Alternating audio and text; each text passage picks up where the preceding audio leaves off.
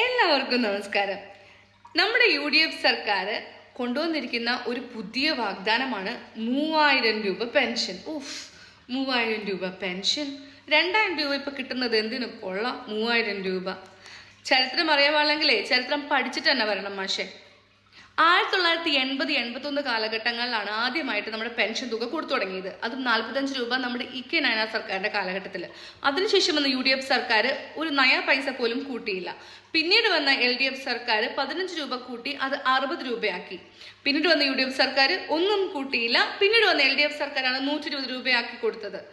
അതിനുശേഷം വന്നത് UDF സർക്കാരാണ്. അവര് 120 രൂപ പെൻഷൻ കൊടുത്തില്ല എന്ന് മാത്രമല്ല 28 മാസമാണ് കുടിശ്ശിക വെച്ചത്, അതും എ.കെ. ആന്റണിയുടെ ഭരണകാലത്ത്. പിന്നെ വന്ന LDF സർക്കാരാണ് ഈ കുടിശ്ശിക മൊത്തം കൊടുത്തു തീർക്കുകയും പിന്നീട് അത് 500 രൂപയാക്കി വർദ്ധിപ്പിക്കുകയും ചെയ്തത്. അതിനുശേഷം വന്ന ഉമ്മൻചാണ്ടി സർക്കാർ 100 രൂപ ഒരു ഗമയ്ക്ക് വേണ്ടി കൂട്ടി എങ്കിലും 18 മാസമാണ് പെൻഷൻ തുക കുടിശ്ശിക വരുത്തിയത്.